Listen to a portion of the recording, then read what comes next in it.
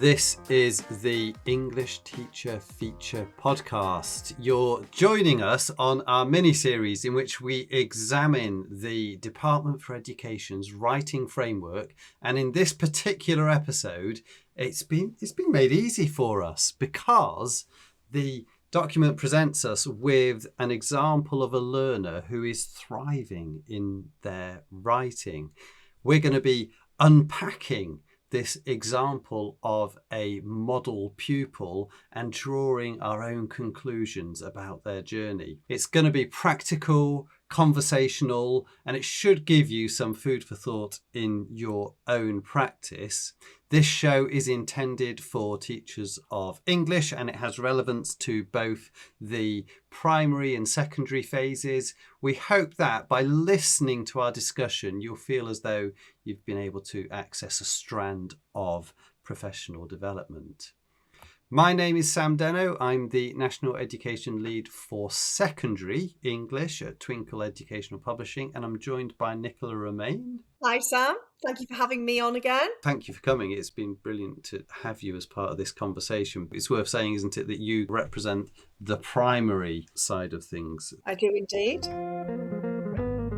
Now, with the introduction of this model learner, in many ways, this episode is actually drawing together everything that we've discussed so far up to this point, because we're introduced to this pupil called Jamal, who is a year 6 pupil, and he is confident and competent in his writing skills. And then what the writing framework then does is it casts backwards through Jamal's journey through preschool, reception, Key Stage 1 and Key Stage 2, and then it also looks ahead into Key Stage 3 and where his journey will take him next.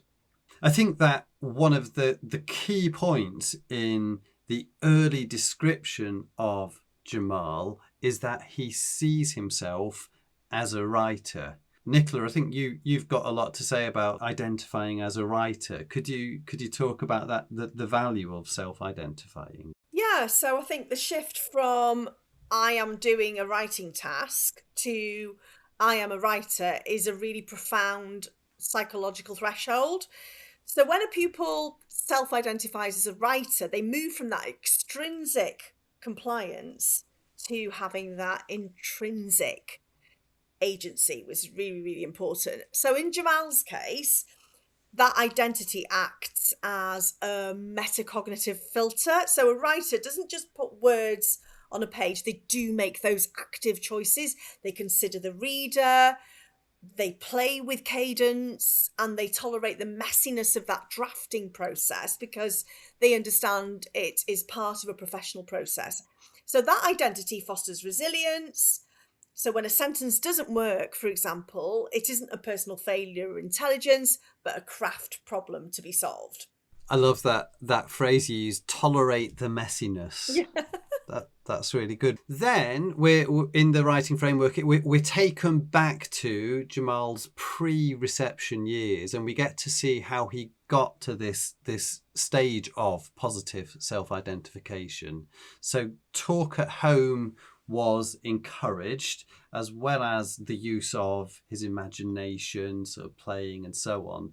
And he enjoyed having his dad read to him, and we assume that via this he was able to link illustration to text and so on. And in turn, he used this understanding to start pretend writing his own stories. And we also learned that Jamal was developing his hand strength and his coordination at nursery.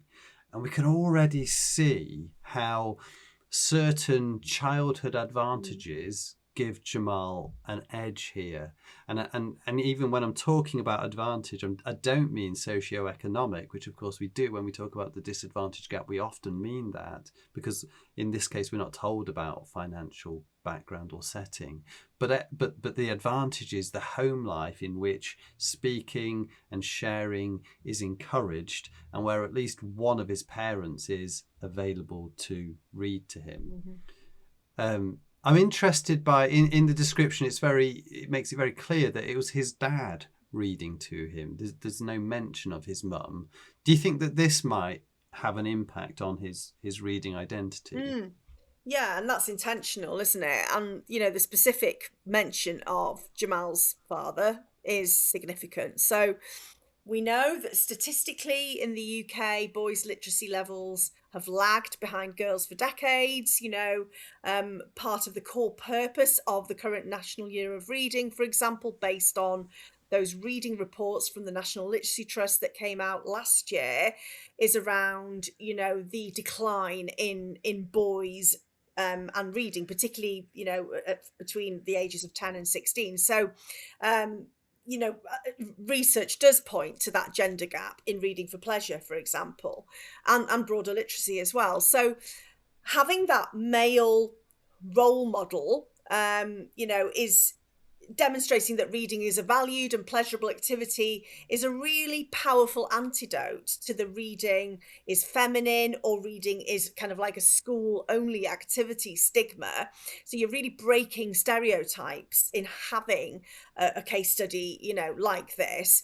And, you know, again, if Jamal sees his father you know, as a primary or the primary figure of authority and security, and he invests time in stories, then Jamal obviously is going to internalize that language is a tool for connection, not just a requirement for SATs, for example, which might be the case otherwise. There's definitely, you know, recent research from Book Trust, which talks about the impact of having not only that role model in the home, but being read to by somebody who loves you, you know, by somebody who cares for you, is really, really impactful.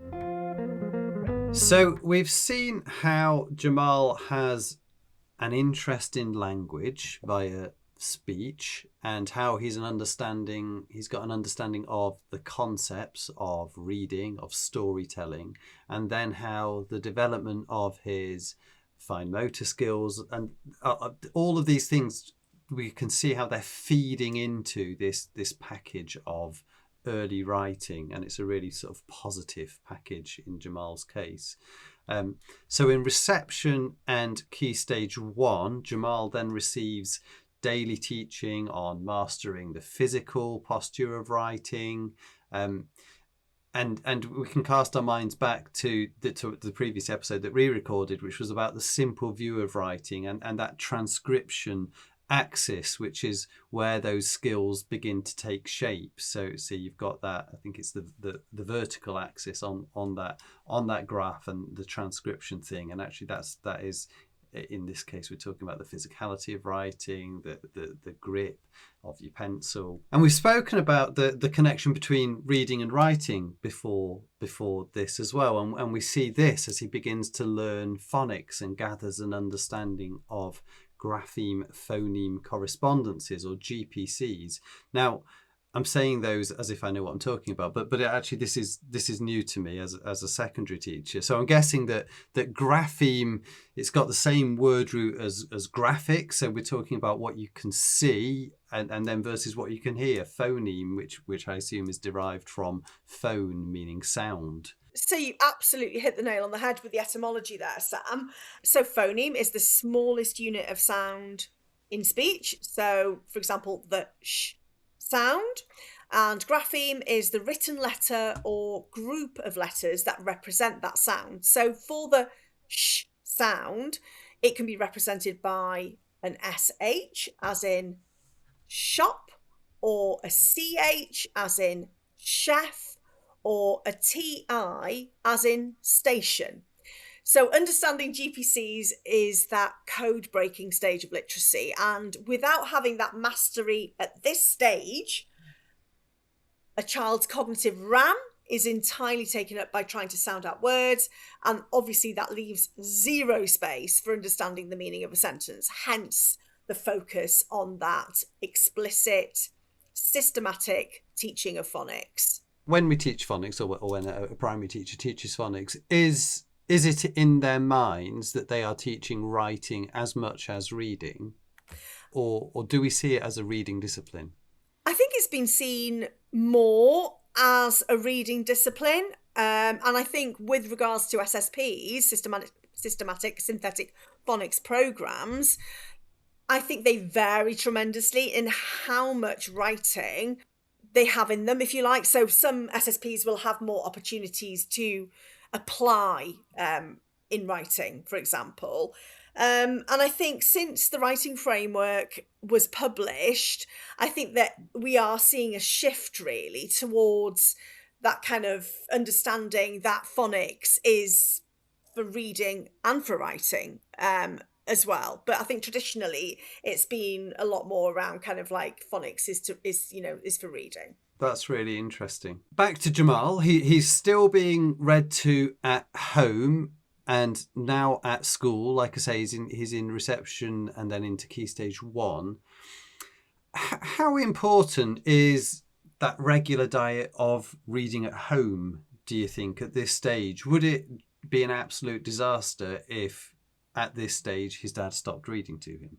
Perhaps not, not a disaster, but it would certainly cause a deceleration, I think. Reading aloud to a child, even once that they can read themselves, so the reading framework tells us that we should be reading aloud to all children, throughout primary school, definitely.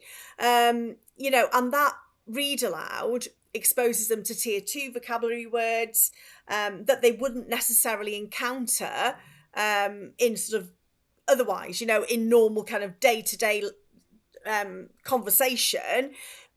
Books do provide an entry point to that kind of tier 2 vocabulary, that you wouldn't necessarily encounter. So words like absurd or benevolent or reluctant, which obviously rarely crop up in sort of everyday conversation, but are the bread and butter of kind of academic language, academic success. So if that diet stops, if you stop reading aloud to a child at that kind of really core developmental stage, any of those sort of stages, the word gap between Jamal, in this example, and his more advantaged peers might begin to widen as he enters the kind of linguistically dense world of Key Stage 3.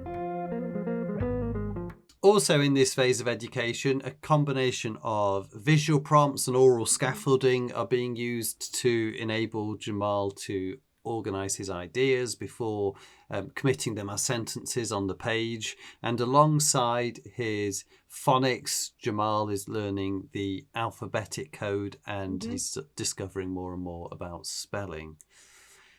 And then in Key Stage 2, we can see the simple view of writing concept modelled perfectly, because as Jamal's transcription skills, that vertical axis, handwriting, spelling, sentencing, become more automatic, then he's able to really dedicate his cognitive powers on communication via composition, as in that horizontal axis, the composition axis.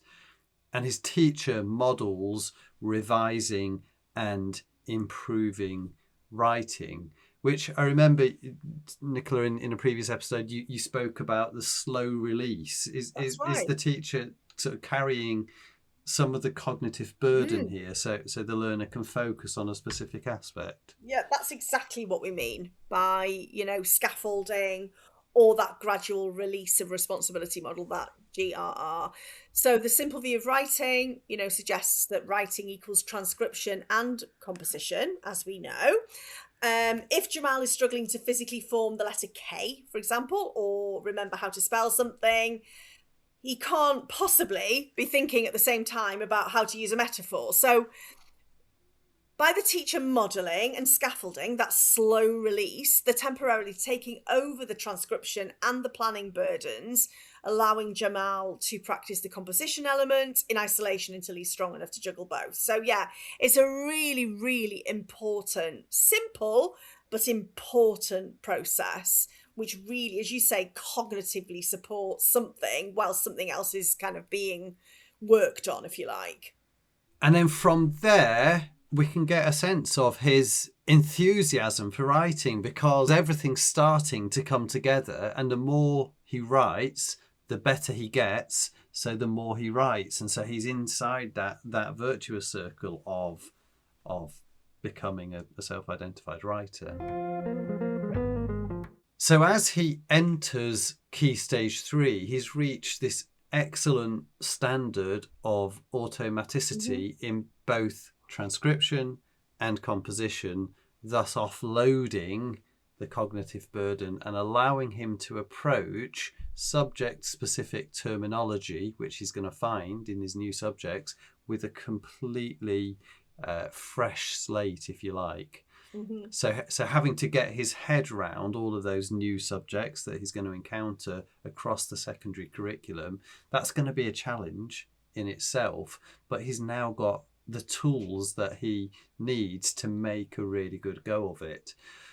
And by contrast, and we've briefly touched on the disadvantage gap, by contrast, his classmates could still be struggling with their spelling or sentence composition, or with how they express ideas. So instead of accessing new material across the whole of the secondary curriculum, they might be stressing about the basics and unable to contemplate additional concepts, particularly how to write about them with any degree of depth or nuance.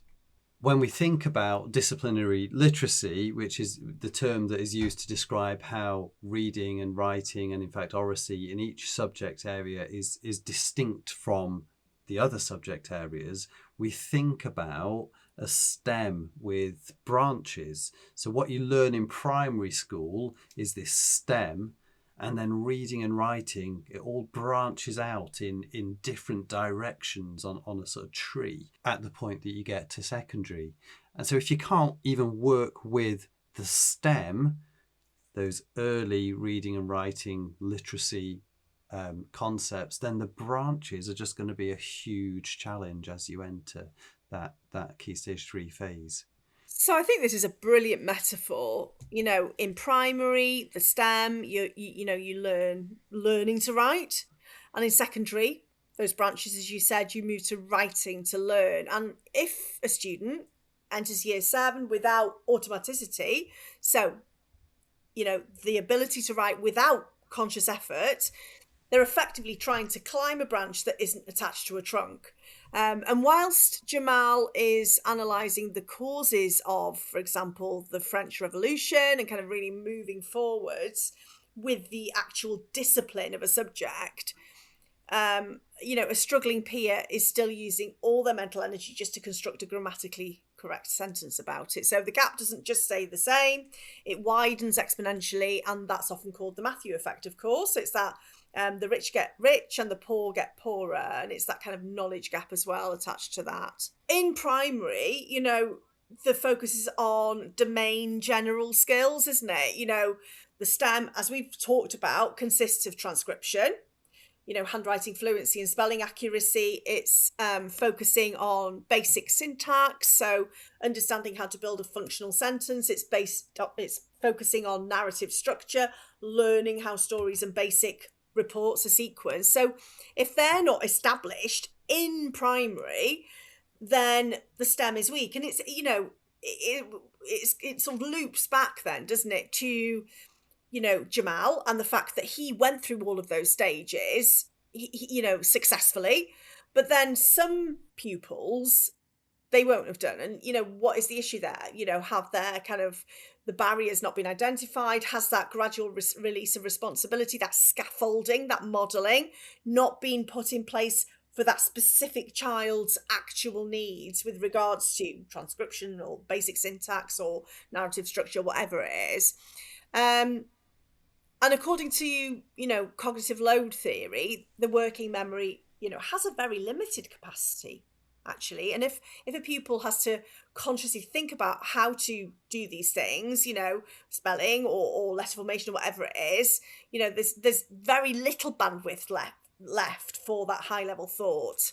Are there opportunities across these stages that we've spoken about with Jamal where we can intervene to get pupils back on track if they're not on track, or if the start is wrong, then does it become, we've spoken about the Matthew effect, does it become harder and harder to correct the course?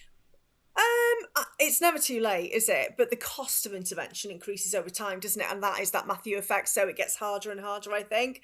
And of course, the further back, further back they fall, the further behind they fall, the more they've got to catch up with. So self-esteem comes into play, doesn't it? And that kind of, how they see themselves as learners comes into play as well. So yeah, for example, interventions obviously can be used at any time. Key stage 1, key stage 2 interventions are most often about mechanics, so phonics and those fine motor skills, getting those right, getting those fluent. Key stage 3, key stage 4 interventions have got to address any gaps in automaticity, fluency with regards to the mechanical side of writing, plus that psychological weight of years of failure, which is what I'm talking about, that kind of self-esteem, self-worth. So our goal as educators is to identify where the bottleneck is. Is it a transcription bottleneck or a composition bottleneck? And once we find that clog, we can clear the pipe regardless of the pupil's age, I think. But as all evidence points obviously to, the sooner we intervene, the better. So as soon as an issue kind of arises, is identified, then we need to do something about that. But we have to have the kind of infrastructure in place to be able to identify what that bottleneck is, what that clog is. That takes a lot of skill in a busy classroom with so many different kind of needs. It does take a lot of skill to be able to identify what that bottleneck is and actually do something about it. So we're talking about gradual release of responsibility and, the scaffolding, the modelling, to do that with one pupil, a small group of pupils, to specifically, target a specific need, takes a lot of planning and, skill to be able to identify that and being really intentional and knowing when to stop that actually, and when the pupil then can be, continue with the learning with everybody else. Well, this has been enormously insightful again. So thanks so much for joining me today, Nicola, and for bringing your years of experience to bear on this. Thanks to everyone for listening. If you want to get in touch with us, then feel free to email twinklepod@twinkle.co.uk. We love likes, follows, and 5-star ratings. And I think that's a wrap. Goodbye for now.